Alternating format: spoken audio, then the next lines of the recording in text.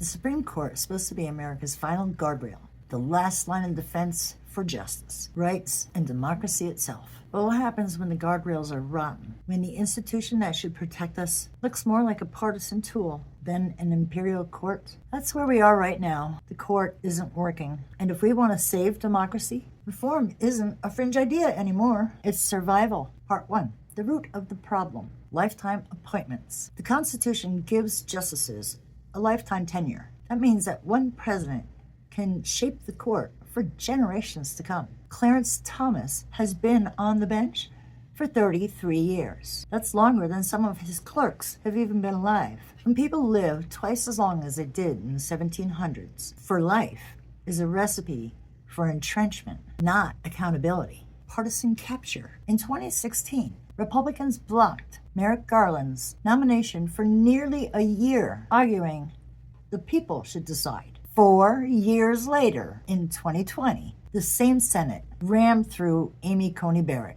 just weeks before the election. Weeks. The rules change whenever it's convenient. It always seems to be on one party who does that. That's not impartial justice. Guys, that's a rigged game. Ethics and corruption. ProPublica exposed justices taking undisclosed luxury trips, private jet rides, and financial favors from billionaires. Every federal judge in America has an ethics code, except for 9 of the most powerful ones. They're supposed to regulate themselves. Spoiler, they're not doing a good job. Out of step with the people. Poll after poll shows that the court is deeply out of touch, overturning Roe versus Wade, gutting voting rights, expanding corporate power. Americans didn't ask for these rulings, but the court delivered them anyway. Part 2, a short history of change. So here's the kicker. The court hasn't always had 9 justices. It actually started at 6,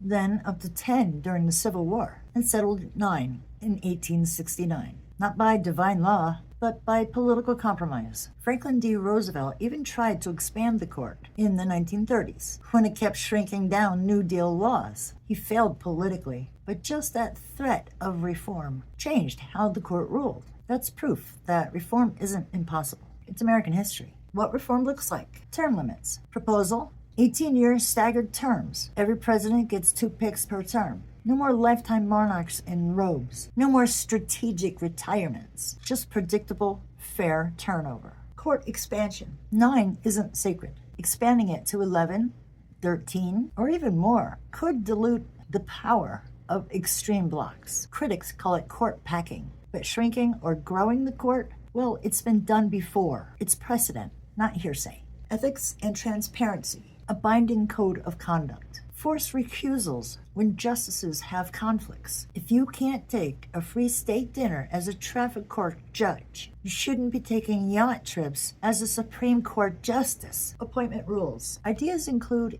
requiring a 60-vote supermajority in the Senate or an independent commission to vet nominees before hearings. Either way, it stops the process from being hijacked by pure partisanship. Part 4. Why this matters now. The court isn't just some ivory tower. It decides who can vote, who controls your body, or should I say, who controls women's bodies, whether your boss can fire you for who you are, whether corporations can buy elections. Wait, what? And whether presidents are above the law.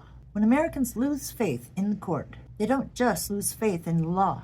They lose faith in democracy itself. And that's where we're headed, if we're not there already for some of us. Gallup shows trust in the court at historic lows. Reform isn't radical. What's radical is leaving this much power unchecked. Part 5, the hopeful side. So here's the good news. Change is possible. Bills have already been drafted in Congress for term limits and ethics rules. Polling shows strong bipartisan support for reform, even among conservatives who see the court as corrupt. History proves reform happens when people demand it, and right now, public pressure is building. Reform isn't about tearing the court down. It's about rebuilding trust so that when a ruling comes down, Americans see law and not politics. The Supreme Court was never meant to be untouchable. It was just meant to be accountable. Lifetime monarchs in robes? No, that's not democracy. A system where billionaires buy influence? No, that's not justice. A court that ignores the will of the people? That is not legitimacy. Reform is how we fix it, because democracy doesn't just need elections. It needs a court that actually works for us, not against us. Thanks for sticking around to the end. I really appreciate that. Guys, hang in there. There's more coming.